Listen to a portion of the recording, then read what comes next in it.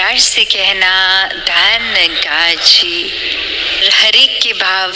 हर किसी ने जो सुने तो एक वही मैसेज जो युगों युगों से संतों ने दिया कि ये एक ही कलाकार की पूरी सृष्टि, चाहे देखने में अलग अलग हैं सब, एक स्वभाव सबका अलग अलग, खाना पीना अलग अलग, फिर भी ये जो एक कॉमन थ्रेड है वो यही परमात्मा, ये सत्य। और जो ये नो वन बी वन का भी संदेश साथ ही कि ये जो यात्रा है, जो एक को जानकर एक होने वाली बात, ये एकत्व की बात है, ये वननेस की बात है कि कैसे ये जीवन में हर कोई जहाँ एक बैकग्राउंड चाहे जो भी हो, कहीं से भी आ रहे हों, पर ये जब परमात्मा जीवन में आ जाता है, ये ब्रह्म ज्ञान से इस परमात्मा को हर समय 24 घंटे अपने अंग संग देख के दिल में एहसास इसका कर सकते हैं, तो ये आत्मा और परमात्मा का मिलन, ये एकत्व हो जाता है। और इस एकत्व के बाद हर किसी से एक हो जाना संभव हो जाता है,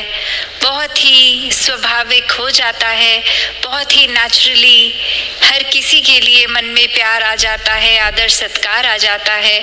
कोई दूसरा अपने से अलग लगता ही नहीं, सभी में एक ये ही परमात्मा दिखता है।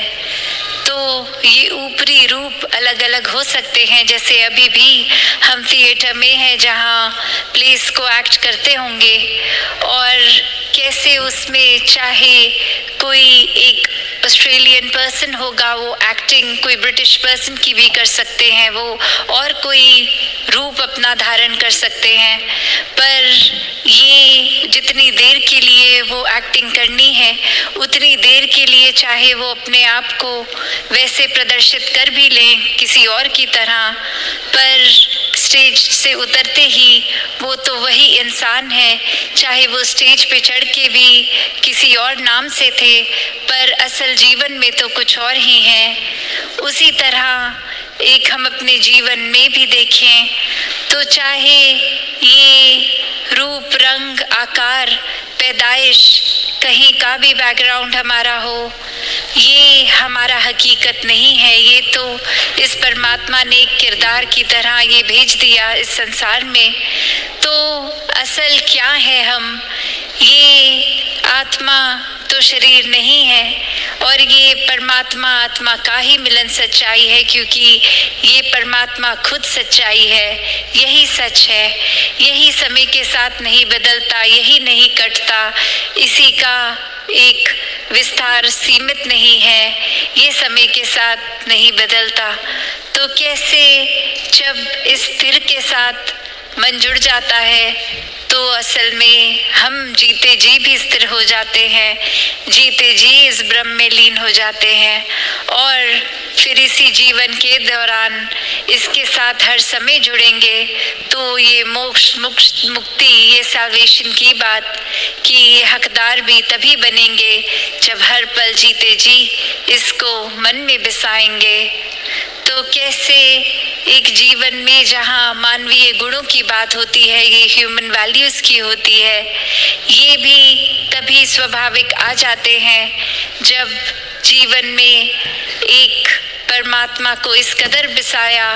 कि इसके साथ की जुड़ी हुई हर गुण हमारे जीवन में आ गए। ये जैसा असीम है तो ऐसे ही हमने अपने मन को भी विशाल करना है, एक दूसरे से एक खटास के भाव, एक नफरत के भाव, तंगदिली में नहीं फंसना है।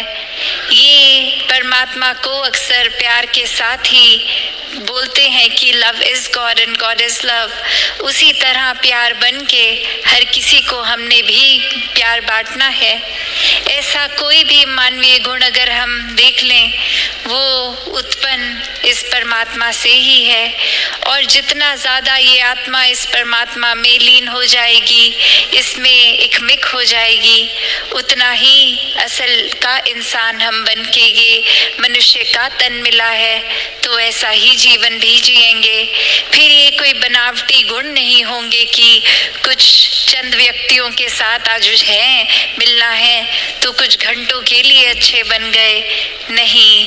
भक्त तो हर समय का ही भक्त होता है, कुछ घंटों का भक्त नहीं होता। चाहे वो सत्संग में है उस समय या घर में या कामकाज में, भक्त तो भक्त ही होगा। जैसे कोई स्टूडेंट्स हैं, अगर वो स्कूल के अंदर भी उस समय है तो भी वो स्टूडेंट ही कहलाया जाएगा। जब वो समर ब्रेक पे हैं, अपनी छुट्टियों पे, तो भी कोई पूछे आप क्या करते हैं तो जवाब में यही आएगा, हम स्टूडेंट हैं। चाहे वो पूरी छुट्टियों में एक किताब एक अक्षर भी ना पढ़ा हो, वो रहेंगे तो स्टूडेंट्स ही। तो ऐसे ही एक जीवन भक्त का, जहाँ हर समय 24 घंटे की भक्ति है, ये उठते बैठते सोते जागते अपनी सारी रोल्स एंड रिस्पॉन्सिबिलिटीज, ये कर्तव्यों को निभाते हुए भी भक्ति ही भक्त हर समय करता है। कोई काम में जब प्राथमिकता इस परमात्मा को दी जाए, वो स्वाभाविक रूप में ही भक्ति बन जाती है। ये एहसास की बात है, ये एक में खोकर उसी से अपने आप को अलग ना महसूस करते हुए तो ऐसा ही जीवन जीना भक्तों ने सिखाया है। वरना तो जिस समय हम इस परमात्मा को भूल जाएं, वही अहंकार भी मन में साथ ही आ जाएगा, नेगेटिविटी आ जाएगी, अंधेरे आ जाएंगे। तो ऐसा भी स्वभाव बन जाता है इंसान का कि फिर एक दूसरे से नफरत करने के अनेकों कारण बना लेगा, जो कारण होगा भी नहीं। ऐसे भी कह देंगे कि वो इंसान पसंद नहीं है, कारण नहीं पता क्यों नहीं अच्छा लगता, बस अच्छा नहीं लगता, ऐसा तक कह देते हैं, सोच बना लेते हैं, बेवजह ही नफरतों के कारण बन जाते हैं। और जैसे संसार में हम देखते हैं that people do odd things to get even, कि किसी के लिए एक मन में बात रख ली कि ये इंसान ने एक समय पे कुछ ऐसी बात कह दी थी, वो आज तक दिल में है हमारे, उस इंसान को माफ़ नहीं कर पा रहे, उस इंसान के साथ प्यार नहीं कर पा रहे, इतने हिसाब रख के बैठे हैं, इतना बोझ हम अपने अंदर मन के बना कर बैठे हैं कि ये एक समय आएगा तो उसने मेरे साथ ऐसा किया तो मैं उसके ये बोलूँगा, ये करूँगा। ऐसे तो ये स्कोर सेटल हो रहा है आज की दुनिया में कि किसी ने कुछ कहा तो उससे बढ़ चढ़ कर और बुरा उसको कह दिया जाए, जबकि ये इंसान का किरदार तो इस परमात्मा ने प्रेम बना कर रखा है। तो कैसे हम अपने से अलग ही व्यवहार करते जा रहे हैं, जो मूल रूप में ये परमात्मा के गुण हैं हम में, उससे तो काफ़ी अलग हैवानों वाला जीवन जी रहे हैं। तो जीवन के श्वास बहुत ही अनमोल हैं, इनको व्यर्थ नहीं जाने देना, वरना तो एक पल लगता है सूक्ष्म सा भी अहंकार आने में, ये इतना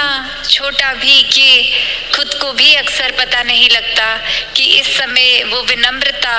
हमारे अंदर नहीं है, एक अहंकार ने उसकी जगह ले ली है। जैसे एक कहानी भी है जहाँ एक इंसान अपने गुरु के पास, पहले उनके बचपन में उनके शिष्य होते हैं और फिर कामकाज किसी और शहर में करके बहुत ही धन दौलत कमाकर फिर अपने